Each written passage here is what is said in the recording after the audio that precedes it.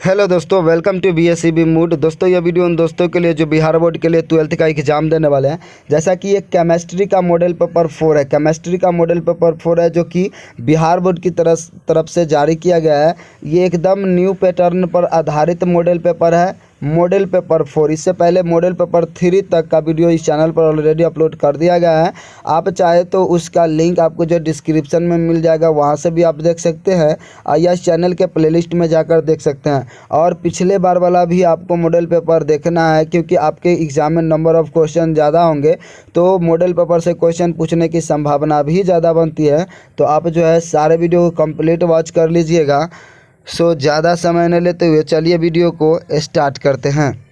यहाँ पर आपका जो है पहला क्वेश्चन है कि निम्न में से कौन सी CaCl क्रिस्टल की संरचना है। तो CaCl की संरचना जो है अंतः केंद्रित घनीय है। ऑप्शन ए जो है इसका करेक्ट हो जाएगा।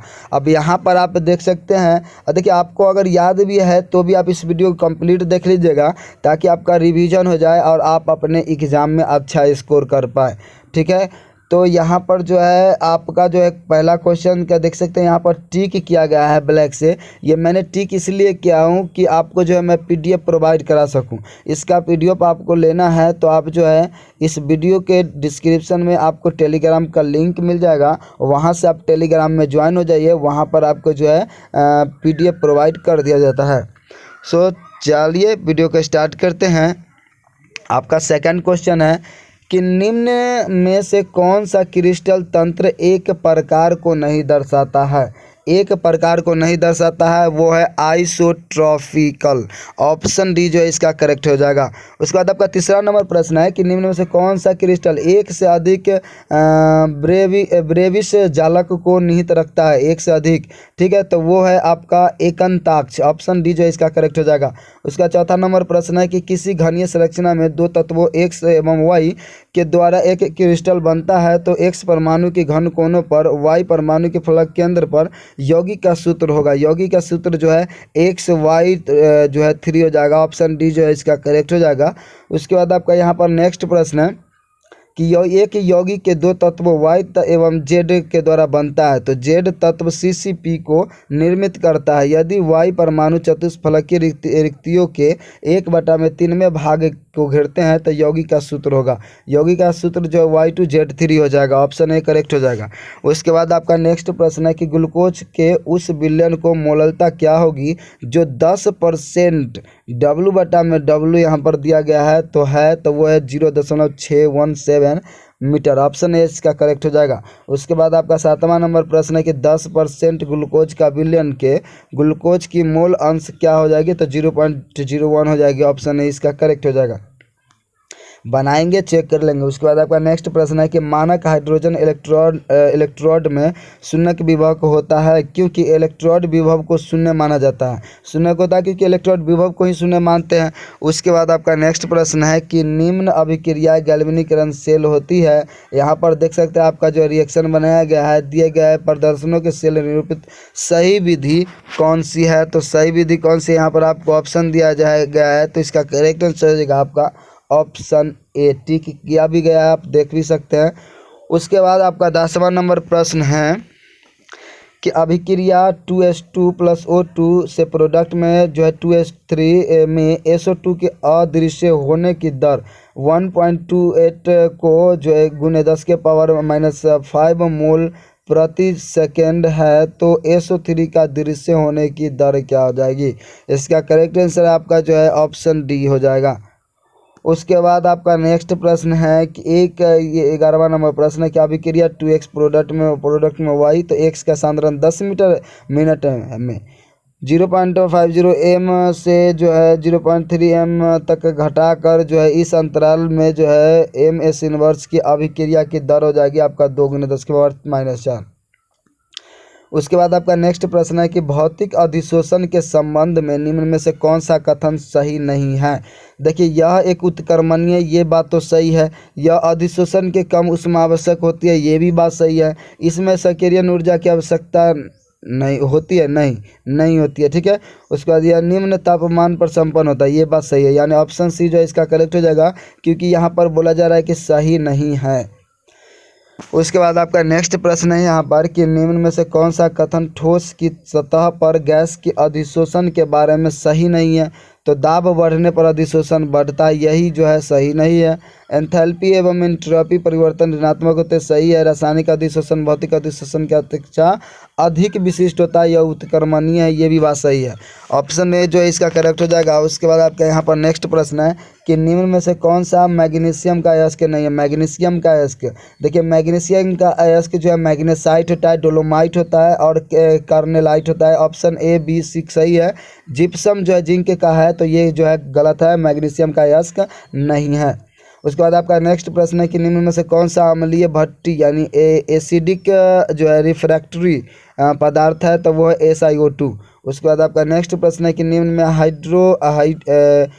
हाइड्रो के क्वथनांकों का घटता हुआ क्रम है, तो वो है आपका H2O से छोटा होगा SbH3, उससे भी छोटा होगा NH3 और घटते हुए क्रम में जाएंगे ASH3 से छोटा भी आपका जो हो जाएगा PH3।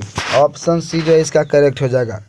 उसके बाद आपका यहाँ पर नेक्स्ट प्रश्न है कि निम्न में से कौन सा नाइट्रोजन अपनी ऑक्सीकरण संख्या बढ़ते हुए क्रम को दर्शाता है, तो वो NH4 से बढ़ते हुए क्रम में यहाँ पर देख सकते हैं। ऑप्शन बी जो इसका करेक्ट हो जाएगा। ठीक है, NH4 से बड़ा होगा आपका N2O, फिर उससे NO, उसके बाद NO2, NO3 नेगेटिव, ये सब बड़ा हो जाएगा। उसके बाद आपका नेक्स्ट प्रश्न है कि संक्रमण धातुओं का सामान्य इलेक्ट्रॉनिक विन्यास क्या हो जाएगा। संक्रमण धातुओं का, ठीक है ना, तो इसका करेक्ट आंसर हो जाएगा आपका ऑप्शन है N-1 D to the power -1 - 10 NS। तो संक्रमण धातु का दूसरा नाम डी ब्लॉक है। उसके बाद आपका नेक्स्ट प्रश्न है कि निम्न में से कौन सा संक्रमण धातु का आयन रंगहीन है, तो Zn डाइपॉजिटिव। ऑप्शन सी जो इसका करेक्ट हो जाएगा। उसके बाद आपका नेक्स्ट प्रश्न है कि एक उप सहसंयोजन यौगिक CrCl3 4H2O AgNO3 के साथ जो है AgCl के सफ़ेद अपक्षेप देता है, तो यौगिक का जो है आणविक चालकता दो आयनों के संगत होती है, तो इस यौगिक का संरचना सूत्र बताए, तो CrH2O 4Cl2Cl हो जाएगा। ऑप्शन सी जो है इसका करेक्ट हो जाएगा। उसके बाद आपका नेक्स्ट प्रश्न है कि जब निम्न संकुलों में से प्रत्येक के एक मोल को AgNO3 की अधिकता के साथ उपचारित किया जाता है, तो कौन सा AgCl अधिकतम मात्रा को देगा, तो वो है आपका CONH3Cl। ऑप्शन जो है ए करेक्ट हो जाएगा। उसके बाद आपका नेक्स्ट प्रश्न है कि निम्न में से कौन सा प्राथमिक हैलाइड है, तो प्राथमिक हैलाइड जो है नियो हेक्सिल क्लोराइड है। उसके बाद आपका यहाँ पर नेक्स्ट प्रश्न है कि यौगिक बनाया गया है, देख सकते हैं फिनॉल बेंजीन का जो है फिगर बनाया गया, इसका UPSC नेम पूछा गया है, इसको आप देख लीजिए। तो 2-फ्लोरो-5 मेथिल और जो है 1 नाइट्रोबेंजीन है, यानी आपका जो है ऑप्शन डी जो है इसका करेक्ट हो जाएगा। उसके बाद आपका नेक्स्ट प्रश्न है कि आपका CH3 CH2 CH2 CH से CH2 CH3 और यहाँ पर CH2OH का UPSC नेम क्या, ये OH यानी अल्कोहल ऑल का है यहाँ, ठीक है। तो यहाँ पर जो आ जाएगा 2-प्रोपिल ब्यूटेन 1-ऑल। उसके बाद आपका नेक्स्ट प्रश्न है कि ईथर में COC कोण लगभग जो है 110 डिग्री का होता है। उसके बाद आपका यहाँ पर नेक्स्ट प्रश्न है कि कीटोन RCr को किसके द्वारा जो है एक पद में व्यक्त किया जाता है, तो द्वितीयक अल्कोहलों का ऑक्सीकरण। ऑप्शन सी इसका करेक्ट हो जाएगा। उसके बाद यहाँ पर आपका नेक्स्ट प्रश्न है कि निम्न अभिक्रिया में उत्पाद पी है, निम्न अभिक्रिया में उत्पाद, यहाँ पर अभिक्रिया दिया गया है, आपका रिएक्शन दिया गया है, तो ये उत्पाद जो है पी है वो है आपका RCHO। उसके बाद आपका नेक्स्ट प्रश्न है कि गलत IUPAC नाम को पहचानिए, तो यहाँ पर देख सकते हैं कि ये आप पढ़ लीजिएगा, सही है, ठीक है, ये गलत है आपका ऑप्शन डी। उसके बाद आपका नेक्स्ट प्रश्न है कि एक कार्बन परमाणु कम वाले एमीन को बनाने की सर्वाधिक समान विधि है, तो सबसे ज़्यादा समान विधि है वो है हॉफमैन ब्रोमाइड अभिक्रिया। ऑप्शन सी करेक्ट हो जाएगा। उसके बाद आपका नेक्स्ट प्रश्न है कि प्रतिलोमिन शर्करा है, तो वो है आपका एक अणु की मात्राओं में ग्लूकोज का फ्रक्टोज का मिश्रण। ऑप्शन डी जो है इसका करेक्ट हो जाएगा। उसके बाद आपका नेक्स्ट प्रश्न है कि निम्न में से कौन सा यौगिक प्रकृति के प्रचुर मात्रा में पाया जाता है। देखिए यौगिक की बात कर रहा है, जो है कंपाउंड की बात कर रहा है वो है सेलुलोज, ठीक है। उसके बाद आपका नेक्स्ट प्रश्न है MBVI प्रश्न है कि ब्यूना एस बताता है आपका एस्ट्रीन। ऑप्शन बी जो है इसका करेक्ट हो जाएगा। उसके बाद आपका नेक्स्ट प्रश्न है कि निम्न में से कौन सा जो है थर्मोप्लास्टिक बहुलकों को लिए सही नहीं है, तो वो है आपका इनमें जो है क्रॉस जोड़ होते हैं जो गर्म पर टूट जाते हैं। देखिए बाकी बात जो है जितना भी है 3 ऑप्शन ए बी सी वो जो है एकदम सही ऑप्शन आपको दिया गया है। उसके बाद आपका नेक्स्ट प्रश्न है यहाँ पर कि किस प्रकार बल सबस्ट्रेट को एंजाइम की एक्टिव साइट से बांधते हैं, तो यहाँ पर जो एंजाइम एक्टिव के साइट को बांधते हैं आपका यहाँ पर एक में दिया गया आयनिक आबंध, हाइड्रोजन आबंध, वैन डर वाल्स बल और एंजाइम की क्रियात्मक समूह के साथ। तो इसको जो है आपको 1 2 3 क्रम से ही आप लिख लीजिए, ठीक है। तो इसका सही है ऑप्शन सी करेक्ट हो जाएगा। उसके बाद आपका नेक्स्ट प्रश्न है कि वे औषधियाँ जो रिसेप्टर साइट से जुड़ती है, वे औषधियाँ जो रिसेप्टर साइट से जुड़ती है तथा इसके प्राकृतिक कार्य को रोकती है कहलाती है, क्या कहलाती है, तो वो कहलाता है आपका एंटागोनिस्टिक औषधियाँ। ऑप्शन जो है बी करेक्ट हो जाएगा। उसके बाद आपका नेक्स्ट प्रश्न है कि सुक्रोज का सूत्र क्या होता है, सुक्रोज का सूत्र C12 और H2 जो है 22 यानी 22 O11। ऑप्शन जो है बी करेक्ट हो जाएगा। उसके बाद यहाँ पर आपका नेक्स्ट प्रश्न है कि निम्नलिखित में कौन सी गैस एकल परमाणविक है, एकल परमाणविक जो है वो है हीलियम। ऑप्शन बी करेक्ट हो जाएगा। उसके बाद आपका नेक्स्ट प्रश्न है कि K3FeCN6 एक है, तो वह उप सह संयोजक यौगिक। ऑप्शन बी करेक्ट हो जाएगा। अगर ऑक्सीकरण संख्या वाला वीडियो देखना चाहते हैं तो उसका भी जो है आपको वीडियो अपलोड कर दिया गया है, आप वो देख लीजिएगा, तो आपको ऑक्सीकरण संख्या निकालने वाला जो है आसानी से आपको आ जाएगा। उसके बाद आपका नेक्स्ट प्रश्न है कि संक्रमण तत्वों के और भी नाम से जाना जाता है, तो वो है डी ब्लॉक। मैंने पहले भी बताया था। MBBI प्रश्न है आपका 39। उसके बाद आपका नेक्स्ट प्रश्न है कि अमोनिया आर्द्र लाल लिटमस पत्र को किस रंग में बदल देता है, तो वो नीला में बदल देता है।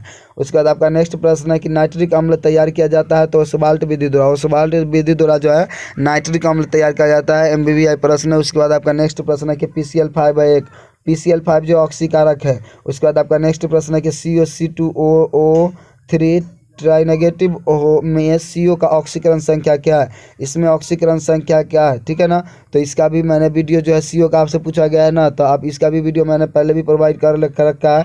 तो CO का आपसे पूछा गया है, तो इसको जो है हम X मान लेंगे, X प्लस जो है हम यहाँ पर से निकालते हुए चलेंगे और सभी का जो है ऑक्सीकरण संख्या और इसको जो है बराबर में -3 रख देंगे और हमारा निकल जाएगा। आप वहाँ पर वीडियो देख लीजिएगा ऑक्सीकरण संख्या वाला, ठीक है, तो आपको अच्छी तरह से आ जाएगा। उसके बाद आपका नेक्स्ट प्रश्न है कि निम्नलिखित में कौन पहली संक्रमण श्रृंखला का तत्व नहीं है, तो वो है H।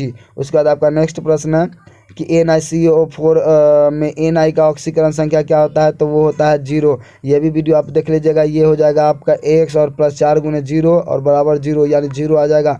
4 में 0 से गुना करेंगे 0। ये देख लीजिएगा ऑक्सीकरण संख्या वाला वीडियो, आपको अच्छी तरह से आ जाएगा। उसके बाद आपका नेक्स्ट क्वेश्चन है XeF4 का आकार है, बहुत MBBI प्रश्न है। XeF4 का आकार जो है वर्ग तलीय है।